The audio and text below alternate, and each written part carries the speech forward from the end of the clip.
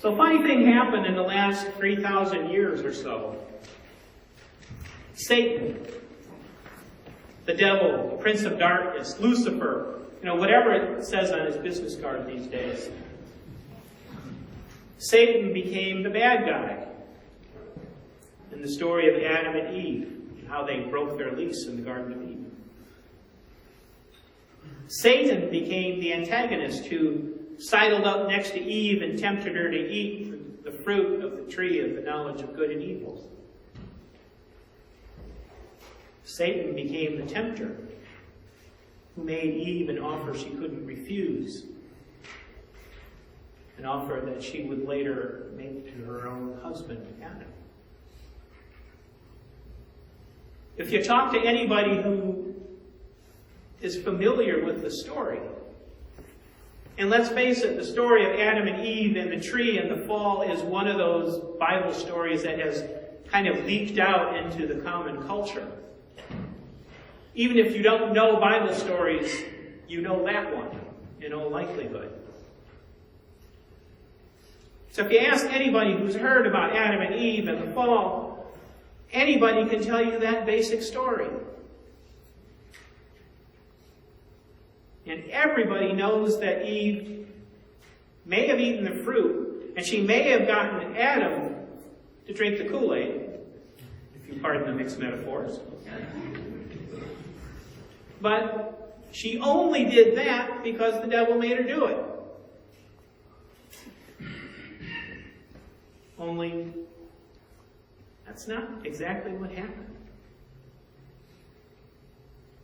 At least it's not what happened in the story as it was originally written and as it was originally understood by many, many generations of the Jewish faithful, going back thousands of years. So let me explain. And to explain, we first have to know this. The book of Genesis is a collection of stories that were written down and then woven together over the course of many years.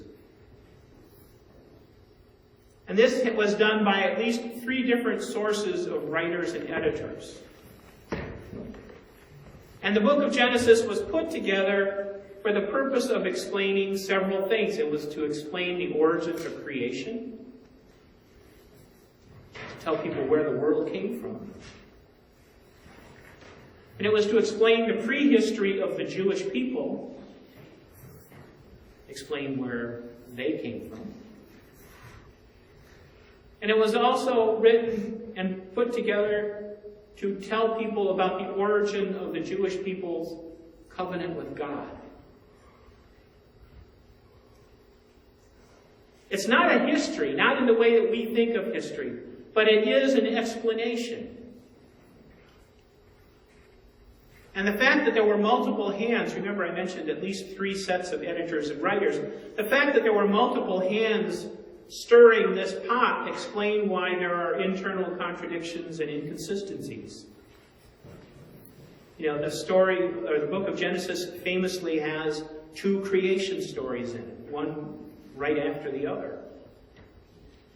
And that's because when they were putting the book together, they just said, we've got this one, we want to make sure that's in there. And then somebody else said, we want to make sure this is in here. So they did it, and they didn't really worry about homogenizing these things so that they flowed better. Having said all that, it is still important to remember that the book of Genesis was inspired by God. It's a collection of revelations that were experienced by faithful people, so we have to respect it. We have to try very hard to understand it. So to understand the story of the fall, we go to the text itself. Genesis 3, verse 1, sets the story up for us. As you remember, it says, "Now the serpent was more crafty than any other wild animal that the Lord God had made." The serpent. And it was this crafty creature approached Eve and talked to her. First, the idea that the snake didn't crawl on the ground, and the idea that it talked. People back then didn't find that remarkable. Just let that sit there. Eve was in the garden, and the snake came up to her and said, "Hey, Eve, what are you supposed to do? Is there anything you're not supposed to do?" So the snake sort of sets Eve up. But he doesn't do it. He doesn't try to convince her of anything. Instead, mostly he's letting her talk herself into this. He leads Eve down the path of going against God's command against eating the fruit of the tree of the knowledge of good and evil. What does Genesis not say? It doesn't say that this serpent was Satan. No matter how deep you dig, no matter how you pick at the language, Genesis is always going to say that this antagonist was a serpent. It was an especially crafty animal. The Hebrew word that's used to associated with this serpent is arum, which means crafty or wily, or also reasonable.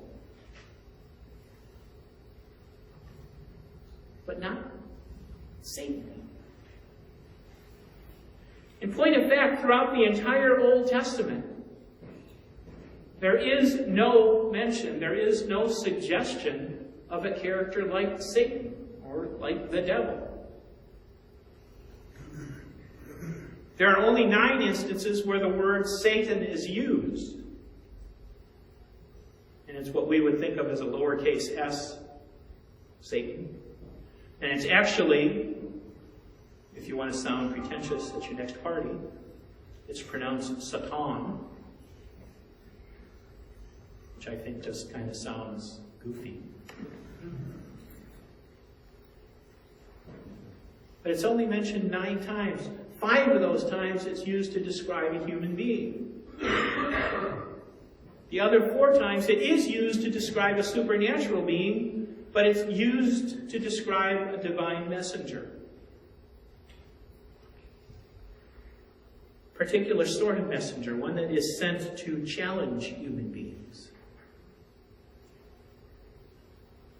But whatever you say about it, in the Old Testament, Satan, a Satan, is definitely not an independent force of evil. Now, somewhere around 200 BC, Jewish scholars established an accepted canon for the Old Testament. Which means somewhere around 200 BC, Jewish scholars looked at the books that had been written and they said, okay, this defines what we call the Old Testament. This defines the law, the prophets, wisdom books. This is what we've got. No more. We're not adding anything to it. Don't ask us. And it's not until after that time that the idea of a personal devil, the idea of an evil being to counter the righteousness of God, even came into consideration. And scholars today think it was probably due in part to the influence of other religions in the area. And also it was kind of the dawning of a philosophical belief that the universe was really grounded in duality. You know, we have light and dark. So obviously we have good and evil. And the evil is personified. And by the 1st century AD, the idea of the Satan, now we're moving to capital S, not just a Satan, but the Satan, it's become mainstream. Everybody but the old fogies thinks that there is such a being. And early Christian writers took that idea and they ran with it. Again, probably because they had Jesus, who was this personification of good and righteousness. So you wanted to have somebody to counterbalance that. We even see that in our reading from Matthew today, where the Holy Spirit leads Jesus into the wilderness to be tempted by the devil. The only difference is the devil didn't make him do it. Jesus was able to resist. And that story is a powerful juxtaposition of temptation here on the first Sunday of Lent. Because the image of Jesus standing up to temptation is one that we can cling to. It's one that we can say, look, it is possible. It can be done. And it's a reminder of Jesus' own unshakable faith. But it's also a reminder of our own weakness in the face of much milder temptation. Nobody's taken us up to a high mountain and promising us the kingdoms of the world if we just bow down to them. Maybe they are kind of nudging us and saying, hey, you know what? If you do this on your taxes, nobody's ever going to catch you. You know, the speed limit is meant to be exceeded. That's not a sin. I'm pretty sure. That brings me back to the idea. The question, why did Christians choose to insert Satan into the Garden of Eden when he clearly wasn't there in the first draft? And the only antagonist was just this wily snake. I thought about that this week and I came up with two alternatives. The first is the idea that the story of Eve and the fall was such a monumental failure of faith.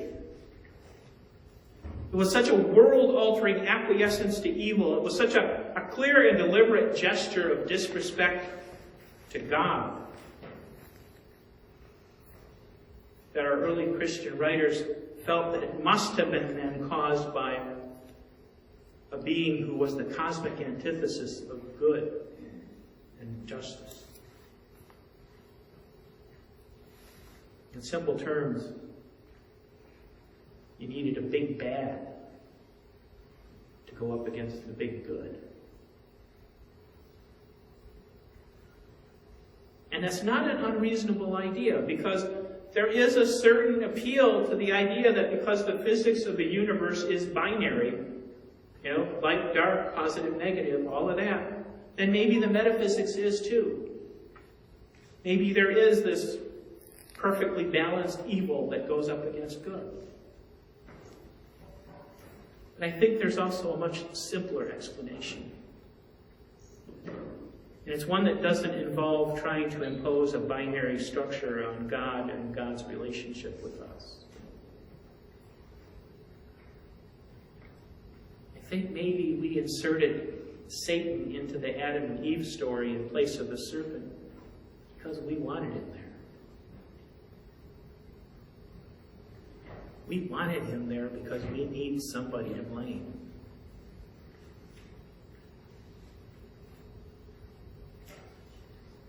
It's possible to look at the story of the fall. And remember, it's an explanation, it's not a history. But it's possible to look at it and see in the serpent a metaphor for that own sneaky, conniving voice that's within each of us. You know, the voice that's always trying to talk us into stuff that we know is wrong? That voice that's always looking for a loophole that'll get us what we want in the face of what we know we shouldn't have. And maybe that wily, convincing voice resonated so well with Eve and with Adam. Because it was their own voice talking them into doing what they wanted to do in the first place. And that began the separation of humanity from God. That voice reminded us, hey, you've got a choice in what you want to do. You can obey God's law or you can choose not to. And we chose badly. Because that's kind of what humans do. So maybe in the face of that realization, it was more comforting to believe that it took the wiles of a supernatural creature to convince us to sin against God. When all it really took was an appeal to our ego.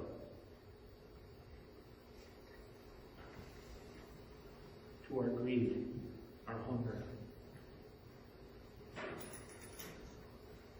So on this first Sunday of Lent, as we consider our fallen state,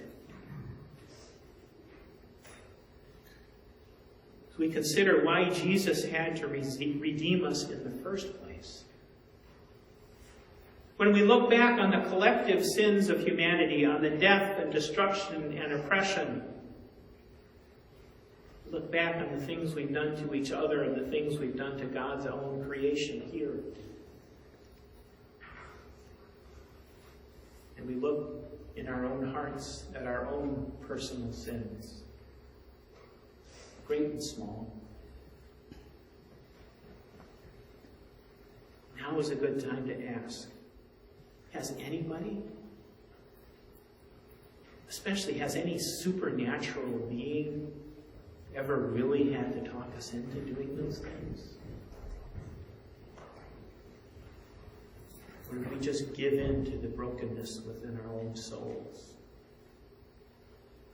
The conviction that if it's what we really want, then it must be okay.